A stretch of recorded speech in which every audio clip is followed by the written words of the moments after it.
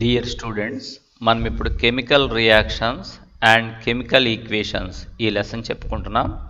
ఇది 10th class స్టూడెంట్స్కి 9th class students కూడా ఉపయోగపడుతుందన్నమాట. చాలా ఫండమెంటల్స్ ఉన్నాయి ఇందులో కెమిస్ట్రీకి సంబంధించి. ఖచ్చితంగా ఇది చూడాలి. ఇందులో ఆల్రెడీ నేను పార్ట్ 1 పార్ట్ 2 చెప్పేశాను అన్నమాట.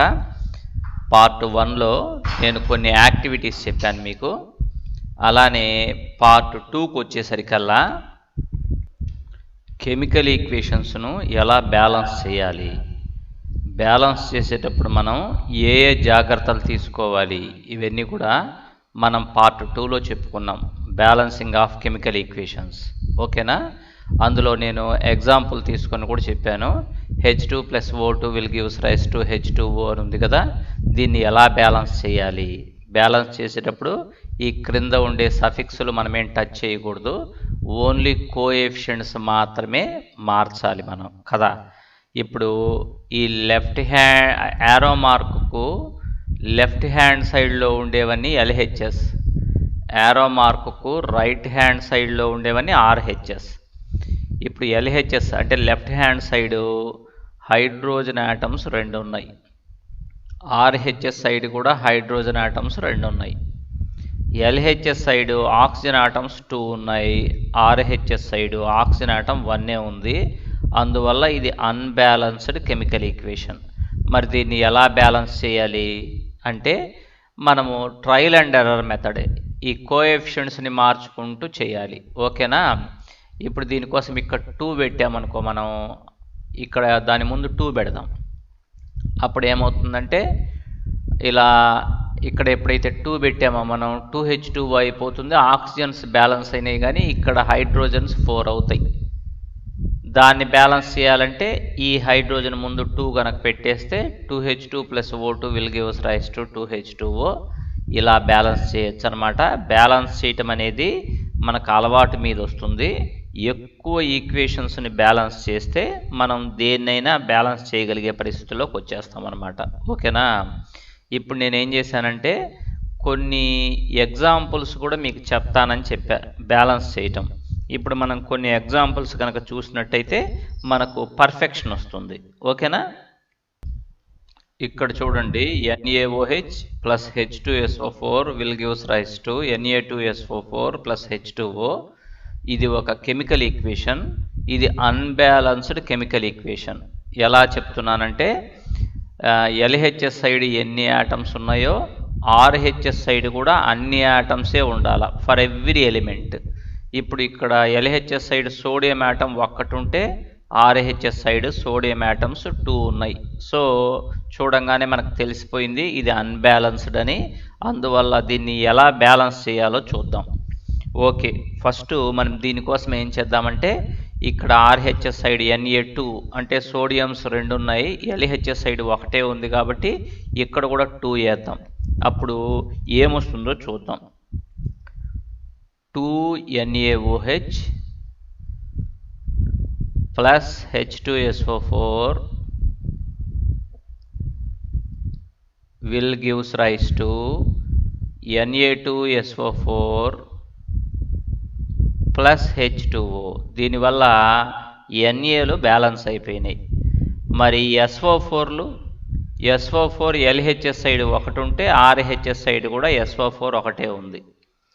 మరి హైడ్రోజన్స్ ఇక్కడ ఒక 2 ఉన్నాయి, మరి ఇక్కడ 2H అంటే అక్కడ 4 హైడ్రోజన్స్ ఉన్నాయి, ఇక్కడ మాత్రం 2 ఉన్నాయి అన్నమాట. దానికోసం ఏం చేద్దామంటే బ్యాలెన్స్ చేయడం కోసం మరలా దీన్ని 2తో మల్టిప్లై చేద్దాం. ఇక్కడ ముందు 2 వేస్తున్నా, 2H2O. అందువల్ల RH సైడ్ హైడ్రోజన్స్ బ్యాలెన్స్ అయిపోయినాయి, ఆక్సిజన్స్ 2 ఉన్నాయి. LHS సైడ్ కూడా ఇక్కడ 2, ఇక్కడ ఒక ఆక్సిజన్ 2 అయిపోయింది, సరిపోయింది. సో ఇప్పుడు మీరు కనుక గమనించినట్టయితే అన్నీ సరిపోయినాయి. LHS సైడ్ ఎన్ని సోడియంస్ ఉన్నాయో RH సైడ్ కూడా అన్ని సోడియం ఆటమ్సే ఉన్నాయి. LHS సైడ్ ఎన్ని ఆక్సిజన్ ఆటమ్స్ ఉన్నాయో RH సైడ్ కూడా అన్ని ఆక్సిజన్ ఆటమ్సే ఉన్నాయి. LHS సైడ్ ఎన్ని హైడ్రోజన్ ఆటమ్స్ ఉన్నాయో RH సైడ్ కూడా అన్ని హైడ్రోజన్ ఆటమ్సే ఉన్నాయి. మరి అలానే సల్ఫర్ కూడా. సో ఇది balanced chemical equation. So this is balanced chemical equation.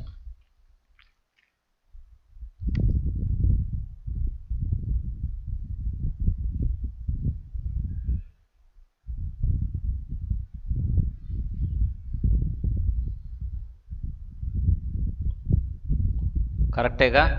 మరి ఇప్పుడు మనం ఏం చేద్దామంటే ఇలానే ఇంకొక ఈక్వేషన్ని బ్యాలెన్స్ చేద్దాం.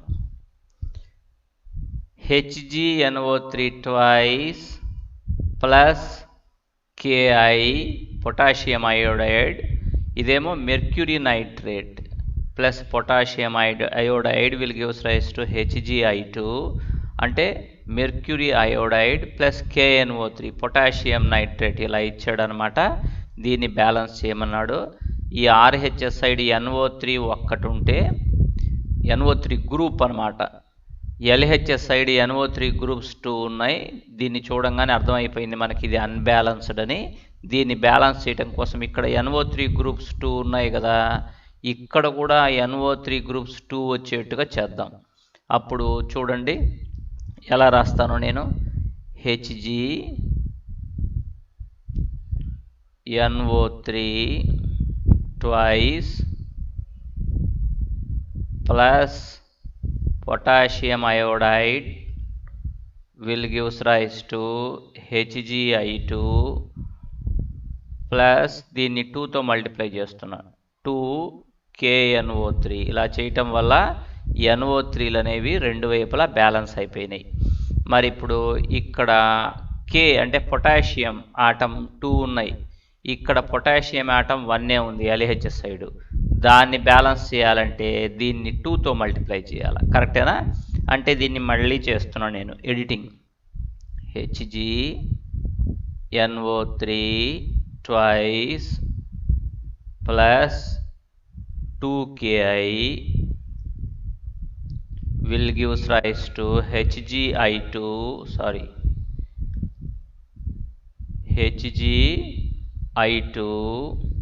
plus 2KNO3.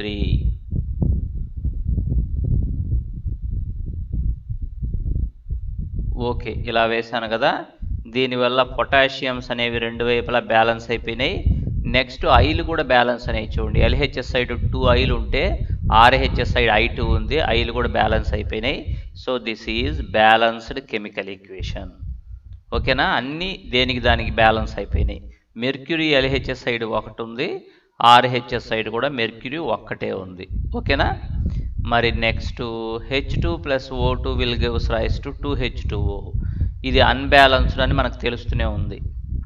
ఎందుకంటే LHS సైడ్ హైడ్రోజన్స్ 2 ఉన్నాయి, RHS సైడ్ కూడా హైడ్రోజన్స్ 2 ఉన్నాయి. కానీ ఆక్సిజన్స్ మాత్రం LHS సైడ్ ఆక్సిజన్ ఆటమ్స్ 2 ఉంటే RHS సైడ్ ఆక్సిజన్ ఆటం 1 ఉంది. అందువల్ల ఇది అన్బ్యాలెన్స్డ్ కెమికల్ ఈక్వేషన్. దీన్ని బ్యాలెన్స్ చేసేది ఎట్లా అంటే ఫస్ట్ ఇక్కడ 2 వేద్దాం. అంటే ఏమవుతుంది అప్పుడు H2 plus O2 will gives rise to 2H2O.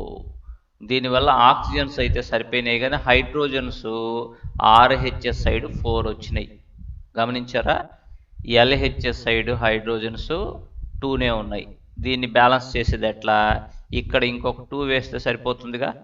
మనం కోఎఫిషియెంట్సే మార్చాలా, కింద ఉండే సఫిక్స్ని ఏం చేయకూడదు మనం. అప్పుడు 2H2 plus O2 will gives rise to 2H2O. ఇప్పుడు ఏమైంది? ఆక్సిజన్స్ LHS సైడ్ 2 ఉంటే RHS సైడ్ కూడా 2 ఉన్నాయి oxygen atoms. Hydrogen atoms LHS side 4 ఉంటే ఆక్సిజన్స్ RHS సైడ్ కూడా 4 ఉన్నాయి. సో ఇది బ్యాలెన్స్డ్ కెమికల్ ఈక్వేషన్. నెక్స్ట్ ఇక్కడ చూడండి, KClO3 will gives rise to KCl plus O2. ఇది ఒక కెమికల్ ఈక్వేషన్ అనమాట. ఇది బ్యాలెన్స్డా కాదా చూద్దాం. ఇప్పుడు LHS సైడ్ ఆక్సిజన్ ఆటమ్స్ 3 ఉంటే RHS సైడ్ ఆక్సిజన్ ఆటమ్స్ 2నే ఉన్నాయి. డెఫినెట్గా ఇది అన్బ్యాలెన్స్డ్. దీన్ని బ్యాలెన్స్ చేసేది ఎట్లా అంటే గమనించుకోండి జాగ్రత్తగా. ఇక్కడ LHS సైడ్ ఏమో ఆక్సిజన్ ఆటమ్స్ 3 కదా, RHS సైడ్ ఆక్సిజన్ ఆటమ్స్ 2 కదా. రెండు వైపులా ఈక్వల్ రావాలంటే ఏం చేయాలి? మీరు జాగ్రత్తగా ఆలోచిస్తే మీకుండే మ్యాథమెటికల్ నాలెడ్జ్ని యూస్ చేసి దీన్నేమో 3తో మల్టిప్లై చేయాలి, అంటే 3 2 6 అవుతాయి. దీన్నేమో 2తో మల్టిప్లై చేయాలి, 2 3 6 అవుతాయి. అప్పుడే కదా ఆక్సిజన్స్ బ్యాలెన్స్ అయ్యేది. ఇక్కడ O2 ఉన్నాయి కాబట్టి ఈ 2ని తీసుకెళ్ళి ఇక్కడ మల్టిప్లై చేయండి. ఇక్కడ O3 ఉంది కదా, ఈ 3ని తీసుకొచ్చి ఇక్కడ మల్టిప్లై చేయండి. అప్పుడు 3 2 6 అవుతాయి ఒక దగ్గర, ఇంకో దగ్గర 2 3 6 అవుతాయి. అప్పుడు ఆక్సిజన్ ఆటమ్స్ బ్యాలెన్స్ అవుతాయి. నేను ఇప్పుడు అదే చేయబోతున్నా. 2 KClO3 will gives rise to KCl plus 3O2. రెండు వైపులా ఆక్సిజన్స్ బ్యాలెన్స్ అయిపోయినాయి. ఇంకా పొటాషియం 2K అంటే LHS సైడ్ ఏమో పొటాషియం యాటమ్స్ 2 ఉంటే RHS సైడ్ పొటాషియం యాటమ్స్ 1 ఉన్నాయి. దీన్ని బ్యాలెన్స్ చేయడం కోసం ఇక్కడ 2 వేస్తే సరిపోతుంది.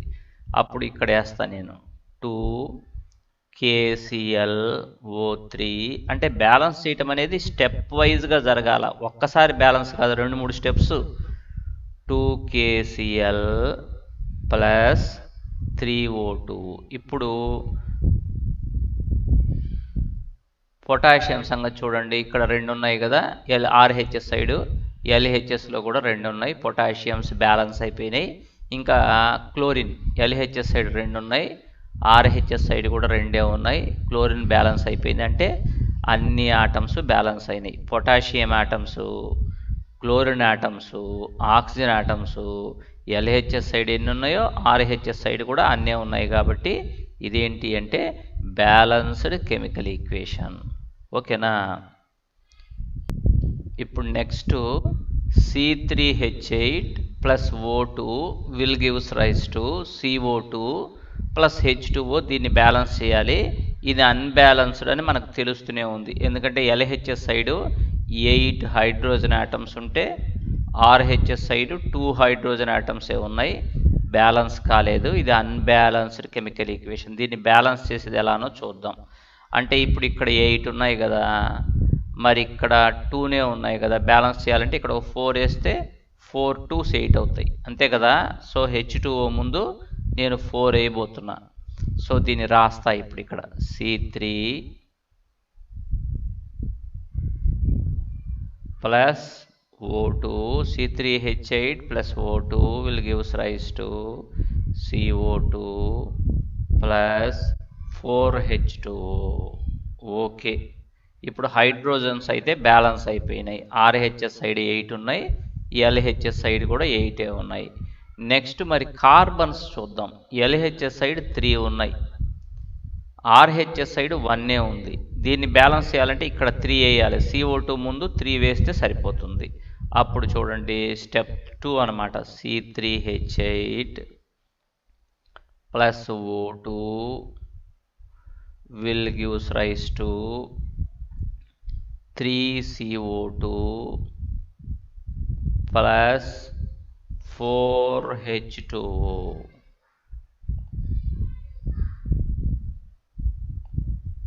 ఓకే, ఇప్పుడు కార్బన్స్ కూడా LHS సైడ్ 3 ఉంటే RHS సైడ్ 3 ఉన్నాయి, బ్యాలెన్స్ అయిపోయినాయి. ఆక్సిజన్స్ చూడండి, RHS సైడ్ 6 ఉన్నాయి, 3 2 6. ఇక్కడేమో ఆక్సిజన్ 2నే ఉన్నాయి. దీన్ని ఎలా బ్యాలెన్స్ చేయాలంటే ఇక్కడ 3 వేస్తే సరిపోతుంది. కరెక్టేనా? అప్పుడు C3H8 ప్లస్ 3O2, 3 2 6 అయిపోయినాయి కదా, 3O2 వేస్తే 3CO2. ఇక్కడ కూడా చూడండి 3 2 6 ఆక్సిజన్స్ ప్లస్ 4H2O. రైట్, బాగానే ఉంది. ఇప్పుడు మీరు కనుక అబ్జర్వ్ చేస్తే హైడ్రోజన్స్ LHS సైడ్ 8 ఉంటే RHS సైడ్ కూడా 8 ఉన్నాయి. నెక్స్ట్ కార్బన్స్ LHS సైడ్ 3 ఉంటే RHS సైడ్ కూడా 3నే ఉన్నాయి. ఆక్సిజన్స్ ఇక్కడ 6 ఉంటే ఇక్కడ ఎన్ని ఉన్నాయి, రాంగ్ వేసాను నేను. ఇక్కడ 3తో మల్టిప్లై చేయటం కరెక్ట్ కాదు. ఎందుకంటే ఇక్కడ 6 ఉన్న LHS side, RHS side 3 2 6 plus 4 10 ఉన్నాయి, బ్యాలెన్స్ కాలేదు. ఇక్కడ 3 వేయటం కరెక్ట్ కాదు, 5 వేయాలి. 5 వేద్దాం ఇప్పుడు మనం. ఇక్కడ 5 వేయటం కరెక్ట్ కదా. 5O2 వేస్తే 10 అవుతాయి LHS సైడు. RHS సైడ్ ఇక్కడేమో ఒక 6 ఉన్నాయి, ఇక్కడ 8 ఉన్నాయి, 4 ఉన్నాయి, ఇక్కడ 4 + 6 10 అయి సరిపోయినాయి. అంటే ఇందాక ఈ 2 చోట్ల ఆక్సిజన్స్ని గమనించాల, ఇప్పుడు అబ్జర్వ్ అయిపోయింది మనకి. LHS సైడ్ ఎన్ని ఆక్సిజన్స్ ఉన్నాయో RHS సైడ్ కూడా అన్నీ ఉన్నాయన్నమాట. అంటే ప్రతి ఆటం కూడా LHS సైడ్ ఎన్ని ఉన్నాయో RHS సైడ్ అన్నీ ఉండాలి. అంటే కార్బన్స్ LHS సైడ్ ఎన్ని ఉంటే RHS సైడ్ కూడా అన్నీ, హైడ్రోజన్స్ LHS సైడ్ ఎన్ని ఉంటే RHS సైడ్ కూడా అన్నీ, ఆక్సిజన్స్ కూడా అలానే. అలా ఉంటేనే అప్పుడు అది బ్యాలెన్స్ అయినట్టు. So this is a balanced chemical equation. ఓకేనా?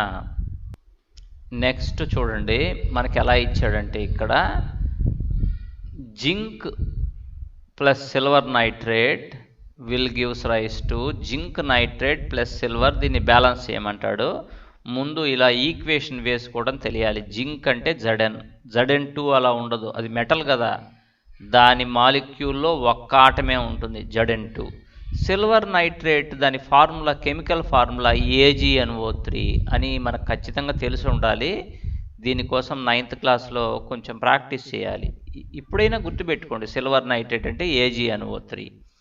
అలానే జింక్ నైట్రేట్ అంటే ZnNO3 ట్వైస్. దీనికి NO3 ట్వైస్ వస్తుందన్నమాట, జింకుకైతే NO3నే వస్తుంది. అలా ఎందుకు అంటే ఇక్కడ మీరు ఫస్ట్ సిల్వర్ తీసుకున్నారనుకో, సిల్వర్ ఇలా రాసుకోండి, దాని valency 1.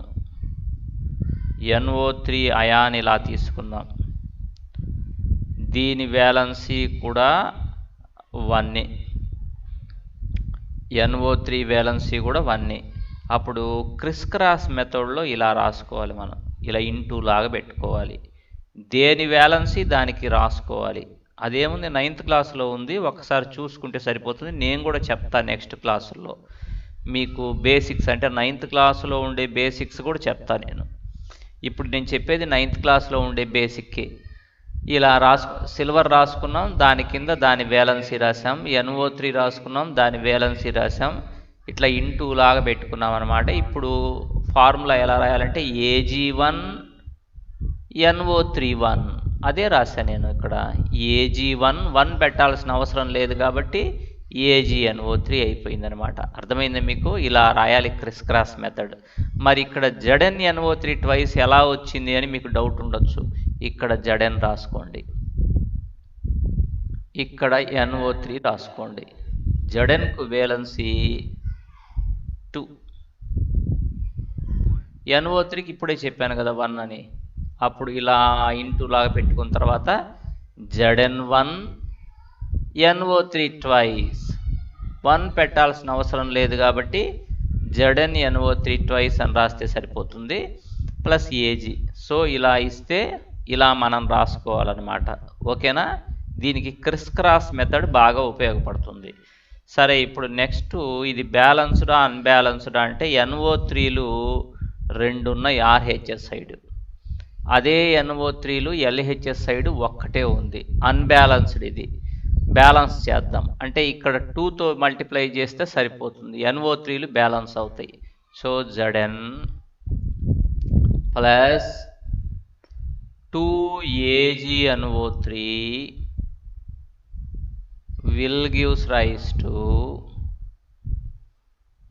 ZnNO3 twice plus Ag. ఇలా వేసేసాను నేను. దీనివల్ల NO3లు అయితే బ్యాలెన్స్ అయిపోయినాయి. Zn సంగతి చూస్తే LHS సైడ్ ఒక్క Zనే ఉంది, RHS సైడ్ ఒక్క Zనే ఉంది. దాంతో మనకేమి ఇబ్బంది లేదు, బ్యాలెన్స్ అయిపోయింది. Agలు మాత్రం LHS సైడ్ 2 ఉంటే RHS సైడ్ ఒక్కటే ఉంది కాబట్టి Agలు కూడా బ్యాలెన్స్ అవ్వాలంటే ఇక్కడ 2 వేస్తే సరిపోతుంది కదా.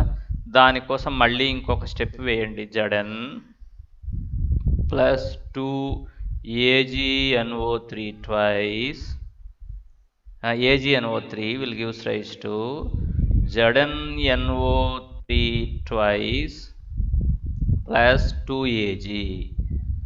ఇప్పుడు అన్ని బ్యాలెన్స్ అయిపోయినాయి. LHS సైడ్ ఎన్ని Zn ఆటమ్స్ ఉన్నాయో RHS సైడ్ కూడా అన్ని Zn ఆటమ్సే ఉన్నాయి. అలాగే సిల్వర్ అంటే Ag, అలానే నైట్రోజన్ అంటే NO3 చూసుకుంటే సరిపోతుందిలే డైరెక్ట్గా.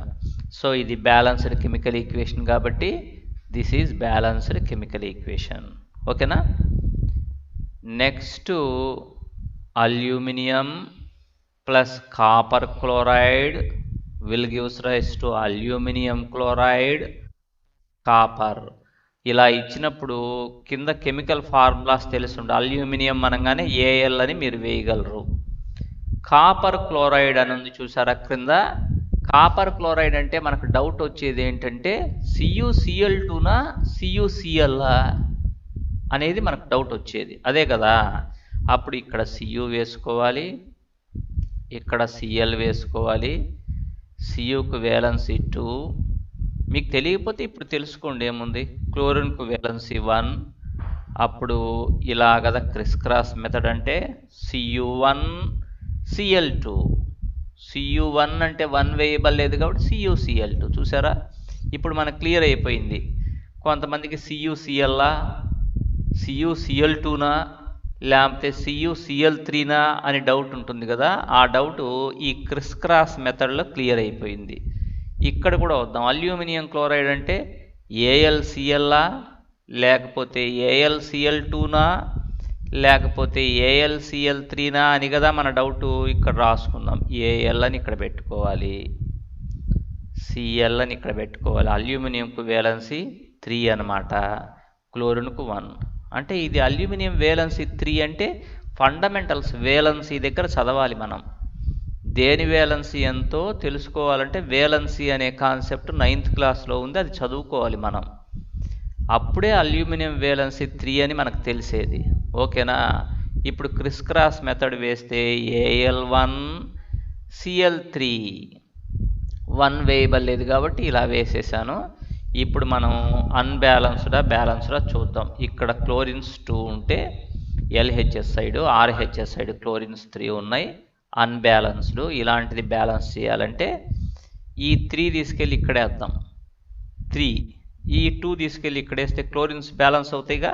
అలా చేసి చూద్దాం. ట్రయల్ అండ్ ఎర్రర్ మెథడ్ ఇది కాబట్టి Al ప్లస్ 3 CuCl2 3 2 6 అయిపోయినాయి Cls,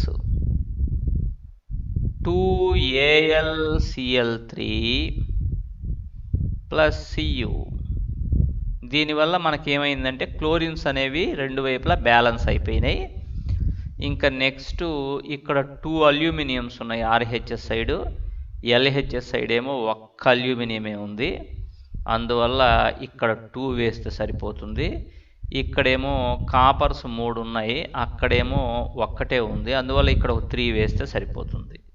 అంటే ఇప్పుడు 2Al ఇలా వేయటం వల్ల LHS సైడ్ Als 2 ఉంటే RHS సైడ్ కూడా Als 2 వచ్చేసినాయి. Plus 3 CuCl2 will gives rise to 2 AlCl3 plus LHS side 3 Cuలు ఉన్నాయి కాబట్టి RHS సైడ్ కూడా 3 Cu వేద్దాం. మనం వేయాల్సింది కోఎఫిషియెంట్స్ని మార్చగలం కానీ క్రింద ఉండే సఫిక్స్లో ఉండే నెంబర్స్ని మనం ఏం చేయకూడదు. ఇప్పుడు మీరు అబ్జర్వ్ చేస్తే LHS సైడ్ ఎన్ని అల్యూమినియమ్స్ ఉన్నాయో RHS సైడ్ కూడా అన్నే ఉన్నాయి. LHS సైడ్ ఎన్ని Cuలు ఉన్నాయో RHS సైడ్ కూడా అన్నే ఉన్నాయి. LHS సైడ్ ఎన్ని క్లోరిన్స్ ఉన్నాయో RHS సైడ్ కూడా అన్నే ఉన్నాయి. కాబట్టి ఇది ఒక బ్యాలెన్స్డ్ కెమికల్ ఈక్వేషన్. ఇలా స్టెప్ బై స్టెప్ బ్యాలెన్స్ చేయాలి. అర్థమైందా? Next hydrogen plus chlorine will gives rise to hydrogen chloride అని ఇచ్చాడనమాట. హైడ్రోజన్ అనగానే H అని రాయకూడదు, H2 అని రాసుకోవాలి. ఎందుకంటే ఒక హైడ్రోజన్ ఆటం ఉండలేదు కదా, 2 హైడ్రోజన్ ఆటమ్స్ కలిసి ఒక హైడ్రోజన్ మాలిక్యూల్గా ఉండగలదు. హైడ్రోజన్ అంటే ఎక్కడైనా H2 అని రాయాలి, క్లోరిన్ అంటే Cl2 అని రాయాలి. హైడ్రోజన్ క్లోరైడ్ అంటే HCl. దీన్ని బ్యాలెన్స్ చేసేది ఏముంది, లెఫ్ట్ హ్యాండ్ సైడ్ హైడ్రోజన్స్ 2 ఉన్నాయి, ఇక్కడ ఒకటే ఉంది కాబట్టి దీన్ని 2తో మల్టిప్లై చేద్దాం. అప్పుడు H2 plus Cl2 will gives rise to 2HCl. ఇప్పుడు హైడ్రోజన్స్ బ్యాలెన్స్ అయిపోయినాయి, at the same time chlorines కూడా బ్యాలెన్స్ అయిపోయినాయి. చూడండి, ఎల్హెచ్ఎస్ సైడ్ 2 ఉంటే ఆర్హెచ్ఎస్ సైడ్ కూడా క్లోరిన్స్ 2 ఉన్నాయి. సో ఇది balanced chemical equation.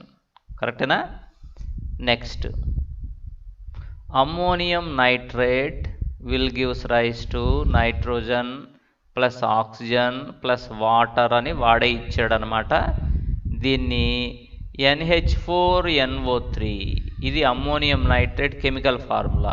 Will gives rise to nitrogen అంటే N2 అని వేయాలి కానీ N అని వేయకూడదని చెప్పా. ఆక్సిజన్ కూడా O2, వాటర్ అంటే H2O. కెమికల్ ఫార్ములాస్ తెలుసుకోవాలి కదా ఫస్ట్ మనం. 9th క్లాస్లో నీట్గా ఉన్నాయి కెమికల్ ఫార్ములాస్ అన్నీ, నేను కూడా మీకు చెప్తా, ముందు జాగ్రత్తగా వినండి. ఇప్పుడు దీన్ని బ్యాలెన్స్ చేసేది ఎలా? So NH4NO3 will gives rise to N2 plus O2 plus H2O. దీన్ని కదా ఇప్పుడు బ్యాలెన్స్ చేయాల్సింది. ఇక్కడ నైట్రోజన్స్ 2 ఉన్నాయి ఎల్హెచ్ఎస్ సైడ్, ఆర్హెచ్ఎస్ సైడ్ కూడా 2నే ఉన్నాయి. మరి హైడ్రోజన్స్ ఎల్హెచ్ఎస్ సైడ్ 4 ఉన్నాయి, హైడ్రోజన్స్ ఆర్హెచ్ఎస్ సైడ్ 2నే ఉన్నాయి.